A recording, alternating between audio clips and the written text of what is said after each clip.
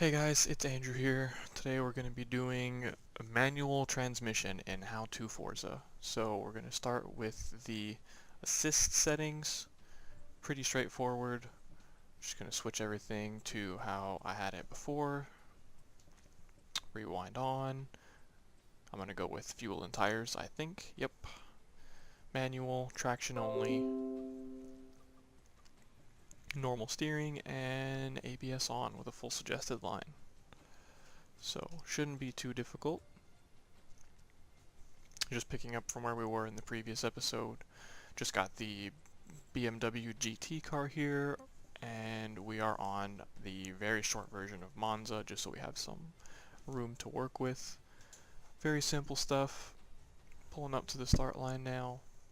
So the big issue here is to not hit the rev limiter and to shift before then, because that's wasted time. So there's the rev limiter. Just bouncing away. You want to shift literally right before it turns red in most circumstances. Shouldn't have an issue with that being your main shift point. Some cars will have to be a lot lower, so as you can see here, the shift point's around 8,500. Some cars, the shift point will be at 6,000, but it'll turn red at that point. So after that point, you're just kind of not accelerating very quickly, and it's just not great all around. So you're going to see me just driving around here. You're going to see me not shift mid-corner. That's the big key point here, is shifting down while you're in the middle of a corner is not good. It will break traction, which I mean sometimes can be a good thing in certain scenarios, but in terms of pace and lap time and going really fast, that's not something you should be doing.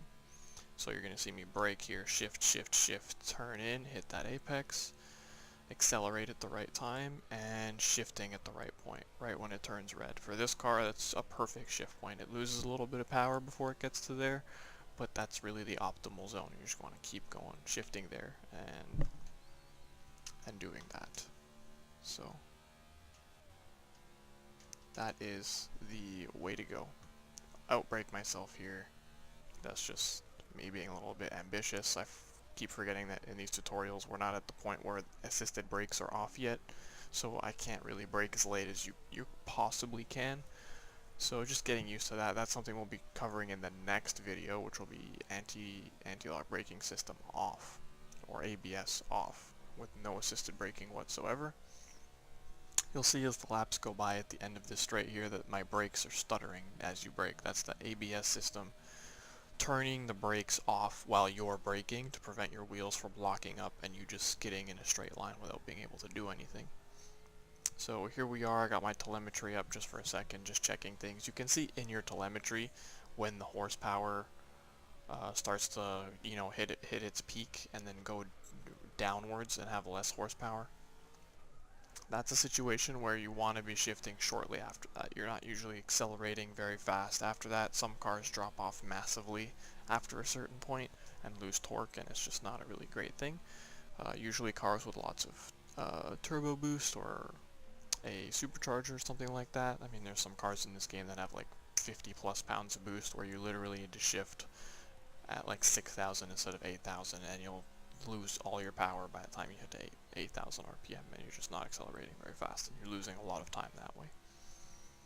So that's just how it should be. Just don't mind me driving backwards, just figuring things out, just doing a few laps. So yeah, we'll just keep it going around the track, hitting my braking points, just brake where you gotta brake, figure that out, keep your shifting to when you're braking, that's the best possible thing to do. Hit the apex after that and accelerate out of the corner. So brake, shift, apex, accelerate, shift again. Very, very straightforward. Just keep doing that. I'm going to leave you guys with some pure gameplay and some volume. And you can just analyze what I'm doing and how I'm going about it, and you can see my lap time at the end of the video. I'll make sure that it pops up.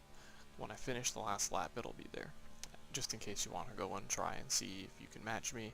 It's really not that relevant at this stage yet. It's just getting used to your gearing, being in the right gear.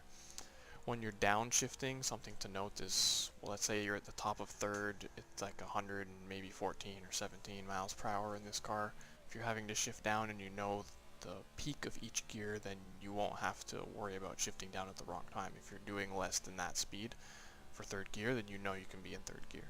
That's the great way to start learning it. Other than that, it's sound and getting used to the car and just getting used to it in general. So with that being said, if you liked the video, leave a like, subscribe if you want more. Part 4 will be on Forza 7 for sure, and I will see you guys in the next one.